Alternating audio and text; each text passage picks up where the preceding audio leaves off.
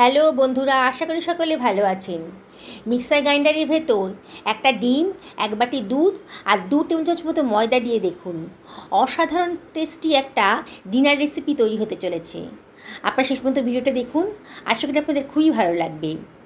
আমি একটা mixer grinder নিয়ে নিয়েছি, তার ভেতর এক বাটি দুধ দিয়ে দিলাম। দুধটা আগে থেকে জাল দিয়ে ঠান্ডা করে নিয়েছি, নর্মাল টেম্পারেচার, রুম টেম্পারেচার আর কি।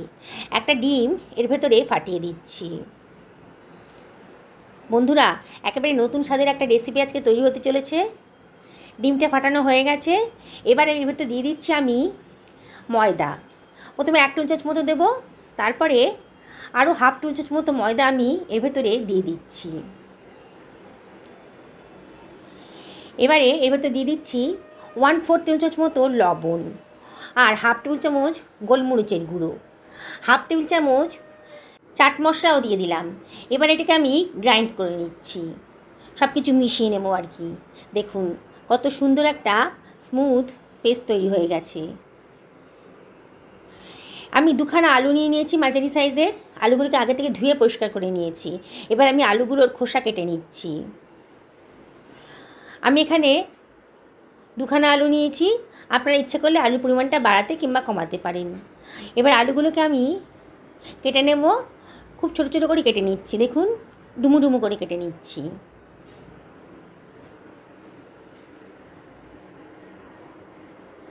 আগে থেকে ভালো করে ধুয়ে পরিষ্কার করে নিয়েছি।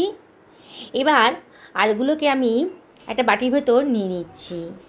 আলুতে অনেক স্টার্চ থাকে, তাই আলুগুলোকে আমি একটু গরম জলে ভাপিয়ে নেব, তাই রান্নাটাও তাড়াতাড়ি হবে আর স্টার্চের পরিমাণটাও কমে যাবে। 4খানা ডিম নিয়ে নিয়েছি, ডিমটাকে আমি লবণ দিয়ে সেদ্ধ করতে বসিয়ে দিলাম, তাহলে আমার রান্নাটা তাড়াতাড়ি হয়ে যাবে। এবারে আমি একটা গাজর নিয়েছি মাঝারি সাইজের, আগে থেকে ধুয়ে পরিষ্কার করে নিয়েছি। এবার গাজরের খোসাটা আমি কেটে নিচ্ছি, গাজরের খোসাটা ফেলে দেবো। এবার গাজরটাকেও আমি টুকরো টুকরো করে কেটে নেব। বন্ধুরা, আপনাদের কাছে যদি কোনো সবজি থাকে, অন্য কোনো সবজি, সেগুলো আপনারা দিতে পারেন। দেখুন বন্ধুরা, একেবারে নতুন ধরনের, নতুন স্বাদের একটা রেসিপি আজকে তৈরি হতে চলেছে। আপনি যাকে খাওয়াবেন সে কিন্তু অবাক হয়ে যাবে যে এত সুন্দর একটা রেসিপি আগে কেন জানতাম না। গাজরটাকে আমি কুচি কুচি করে কেটে নিচ্ছি।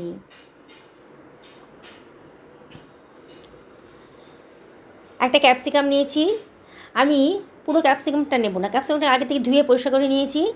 ক্যাপসিকাম মাঝখানের ফুলটা আমি ফেলে দিচ্ছি, আর পুরোটা নেব না, অর্ধেক ক্যাপসিকামই যথেষ্ট।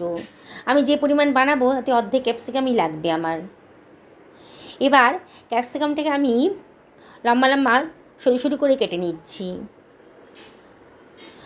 আপনারা যে কোনো রকম করেই কাটতে পারেন, তবে আমি আজকে এরকম করেই কাটছি। বন্ধুরা, আজকে যে রেসিপিটা তৈরি হতে চলেছে না, আপনাদের অনেকের কাছে হয়তো রেসিপিটা একেবারেই অজানা আর দুর্দান্ত স্বাদ। রোজ একঘেয়ে খাবার খেতে খেতে বোর হয়ে গেছেন তো, তাই আজকে এই রেসিপিটা আপনারা দেখুন, দেখলেই কিন্তু আপনাদের বানাতে ইচ্ছে করবে। একেবারে ঘরোয়া পদ্ধতিতে ঘরে থাকা উপকরণ দিয়েই কিন্তু রেসিপিটা তৈরি হয়ে যাবে। আমি 2খানা পেঁয়াজ নিয়ে নিয়েছি, পেঁয়াজের খোসাটা কেটে বাদ দিয়ে দিলাম। পেঁয়াজটাকে অর্ধেক কেটে ওপরে সাদা অংশটা ফেলে দিয়ে আমি পাতলা পাতলা করে পেঁয়াজটাকে কেটে নিচ্ছি। দেখুন আমি 4টে ডিমের বানাবো, তাই আমার 2খানা পেঁয়াজই যথেষ্ট। আপনারা যদি ডিমের পরিমাণটা বাড়ান তাহলে পেঁয়াজের পরিমাণটাও বাড়িয়ে দেবেন। আমি একটা মাঝারি সাইজের টমেটো নিয়ে নিয়েছি, টমেটোটাকেও আগে থেকে ধুয়ে পরিষ্কার করে নিয়েছি। টমেটোটাকেও আমি কুচি কুচি করে কেটে নিচ্ছি।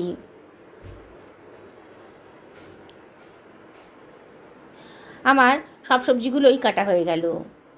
দেখুন আমার ডিমটা সেদ্ধ হয়ে গেছে, ডিমের খোসাটা আমি ছাড়িয়ে নিয়েছি। এবার ডিমটাকে আমি, ডিমগুলোকে আর কি, অর্ধেক অর্ধেক করে কেটে নিচ্ছি।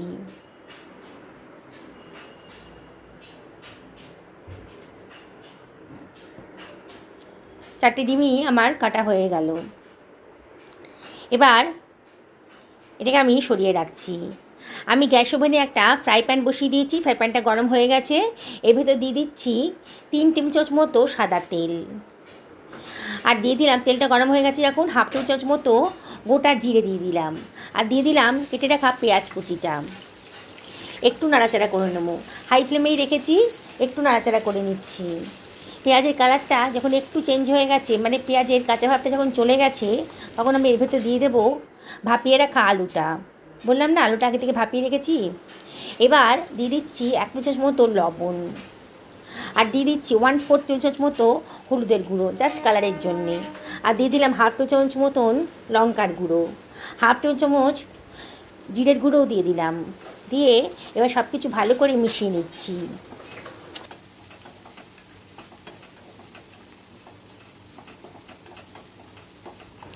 এবার আমি এর ভেতর দিয়ে দিচ্ছি কেটে রাখা গাজরের টুকরোগুলো, আর দিয়ে দেব ক্যাপসিকাম কুচিটা, টমেটো কুচিটাও দিয়ে দিচ্ছি। দিয়ে সব কিছু আবারও ভালো করে মিশিয়ে নেব। গ্যাসের ফ্লেমটা হাইতেই রেখেছি আর অনবরত নাড়ছি। খুব ভালো করে নাড়তে হবে। নেড়ে নেড়ে এগুলোকে একটু ভাজা ভাজা মতো করে নেব, খুব বেশি ভাজবো না, সবজিগুলোকে একটু নরম করে নেব। দেখুন সব কিছু ভালো করে মিশিয়ে দিয়েছি। এবার আমি ঢাকা দিয়ে দেব, তাহলে তাড়াতাড়ি রান্নাটা হবে। মিনিট 2 লো ফ্লেমে ঢাকা দিয়ে দিচ্ছি।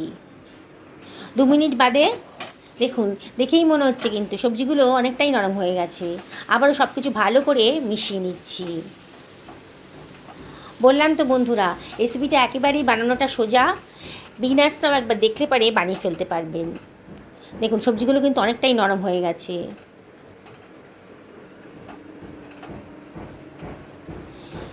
এবার আমি ফ্রাই প্যানের ভেতর ভালো করে ছড়িয়ে দিচ্ছি সবজিগুলোকে, দেখুন ভিডিওতে যেমন দেখাচ্ছি। এবার আমি যে দুধ, ডিম আর ময়দাটা মিক্সার গ্রাইন্ডে বানিয়েছিলাম সেটা দিয়ে দিচ্ছি। ওপর থেকে এটা ঢেলে দিচ্ছি। একে আপনারা ডিমের হোয়াইট সস বলতে পারেন। এটাকে আমি ওপর থেকে পুরোটা ঢেলে দিলাম। আর মিক্সার গ্রাইন্ডারটা ধুয়ে অল্প জলও, সামান্য একটু জলও এর ভেতর দিয়ে দিচ্ছি। কোনো জিনিসই ফেলা যাবে না। এবার আমি নাড়াচাড়া করব না, এটাকে আমি ঢাকা দিয়ে দেবো। মিনিট 2 এটাকে ঢাকা দিয়ে রান্না করব মিডিয়াম টু লো ফ্লেমে। 2 মিনিট বাদে দেখুন অনেকটাই কিন্তু শুকিয়ে এসছে। এবার কেটে রাখা ডিমটা আমি, সেদ্ধ ডিমটা আমি এর উপরে দিয়ে দিচ্ছি। দেখুন বন্ধুরা, একেবারে নতুন স্বাদের অজানা একটা রেসিপি তৈরি হয়ে গেল ডিমের। আপনাদের কাছে হয়তো এই রেসিপিটা অজানা। যদি আপনারা এরকম রেসিপি খেয়ে থাকেন তাহলে অবশ্যই কমেন্ট করে জানাবেন। আমি ওপর থেকে ডিমের ওপর দিয়ে দিচ্ছি একটু গোলমরিচের গুঁড়ো, খুব খেতে ভালো লাগবে। আর দিয়ে দিলাম সামান্য একটু লঙ্কার গুঁড়ো, আর একটুখানি লবণও ওপর থেকে ছিটিয়ে দিচ্ছি। ডিমের ভেতর কোনো লবণ তো মাখানো হয়নি, তাই উপর থেকে ছিটিয়ে দিলাম। কেটে রাখা ধনেপাতাটাও উপর থেকে দিয়ে দিচ্ছি, ছড়িয়ে দিচ্ছি। দেখুন কত সুন্দর দেখতে লাগছে। কাঁচা লঙ্কাটাও দিয়ে দিলাম, কাঁচা পাকা লঙ্কা ছিল, ধুয়ে রেখেছিলাম, বোটা ছাড়িয়ে দিয়ে দিলাম। এবার ঢাকা দিয়ে একেবারে লো ফ্লেমে মিনিট 5-6 রান্না করে নেব। 5 মিনিট বাদে দেখুন কত সুন্দর দেখতে লাগছে। আমার কিন্তু রান্নাটা কমপ্লিট হয়ে গেছে। বন্ধুরা, রেসিপিটা যদি ভালো লাগে তাহলে একটা লাইক করবেন আর কমেন্ট করে জানাবেন যে আপনাদের কেমন লাগলো। আমি গ্যাস ওভেনটা বন্ধ করে দিয়েছি। এবার আমি একটা সার্ভিং প্লেট এটা সার্ভ করে দেব। দেখুন বন্ধুরা কত সুন্দর দেখতে লাগছে। লুচি, রুটি, পরোটার সাথে কিন্তু দারুণ জমে যাবে। রোজ একঘেয়েমি তরকারি না খেয়ে আর রোজ একঘেয়েমি ডিমের রেসিপি না খেয়ে আপনারা এই রেসিপিটা একদিন বানান। নতুন বন্ধুদেরকে রিকোয়েস্ট করবো আমার চ্যানেলটা সাবস্ক্রাইব করার জন্য। পাশে থাকা বেল আইকনটা অবশ্যই ক্লিক করে দেবেন, তাহলে আবার রান্নার নোটিফিকেশানটা আপনারা চটজলদি পেয়ে যাবেন। পুরনো বন্ধুদেরকে অনেক ধন্যবাদ, তাদের সাপোর্টের জন্যই এত দূর আসতে পেরেছি।